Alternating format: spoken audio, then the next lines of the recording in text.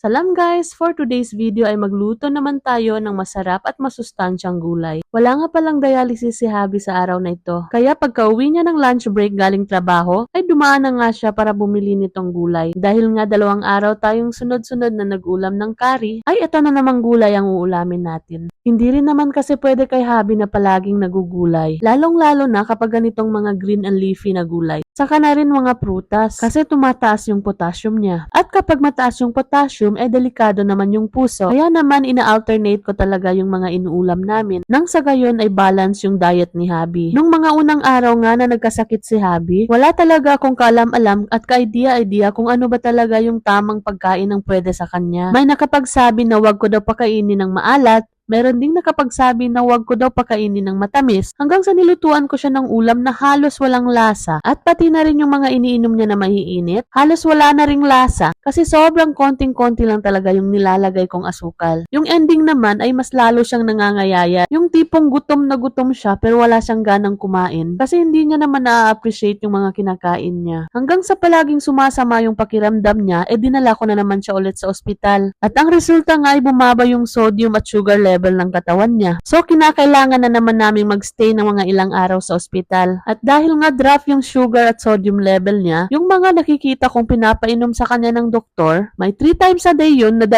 uri ng syrup. Yung isa ay grabe at sobrang alat, pampadagdag daw yun ng sodium sa katawan. At yung isa naman ay super katamis. At of course, yun raw ay pampataas ng sugar level sa katawan ni Habi. Kaya naman doon ko napag-alaman kapag pala dialysis patient, hindi rin pala pwede yung ganong kahigpit sa mga diet nila. May nakapag-advise na naman sa amin na dapat raw yung mga masusustansyang pagkain ang kinakain ni Habi. Kailangan raw na araw-araw ay kumain siya ng gulay at mga prutas. Kasi nga may kakilala nga rin daw yung nag-advise na pareho raw ng sitwasyon kay Habi at bumuti naman daw yung kalagayan. Kaya ano pa ba at sinubukan ko rin naman. And alam nyo ba guys ang naging resulta? Na ospital na naman si Habi dahil na hyperkalemia siya. Sobrang taas ng potassium niya at sabi ng doktor, mabuti nga at maaga kaming pumunta ng ospital kasi kapag tumaas pa raw yung potassium level ng katawan ni Habi, ay maaari raw nitong patigilin ang pagtibok ng puso. Kaya nang dahil sa mga karanasan naming iyon, natuto at ang pag-alaman namin kung ano-ano talaga yung mga dapat at hindi dapat para kay Habi. At yan nga guys, at nakatapos na nga rin ako magluto at nakakain na nga rin kami ni Habi. Pagkatapos nga na magpahinga ng konti ni Habi, ay balik trabaho na naman kahit umuulan yung panahon. Halos araw-araw na nga umuulan dito guys. At fast forward nga, kinahapunan ng pag-uwi ni Habi ay may dala na rin siyang merienda. Kaya naman agad ko nang inihanda at nang magkamerienda na nga kami.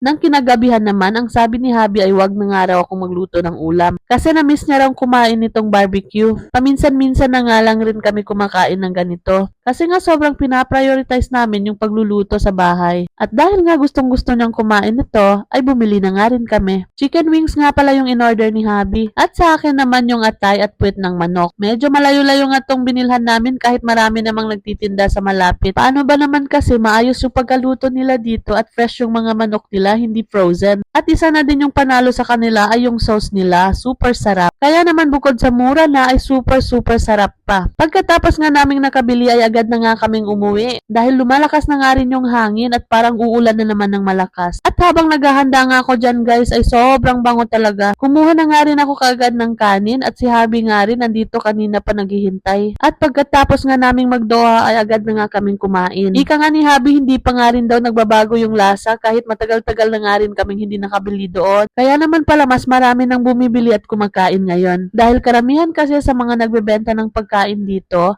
sa umpisa lang talaga yung masarap. Then hindi na nila binabantayan yung quality kaya nawawala yung mga customer nila. Kaya quality over quantity talaga guys. Kasi kahit medyo may kamahalan basta naman quality yung mga tinitinda natin ay hahanap-hanapin at pupuntahan pa rin tayo ng mga customer. Kain nga pala tayo guys. And that's all for today. Thank you for watching. See you on my next vlog.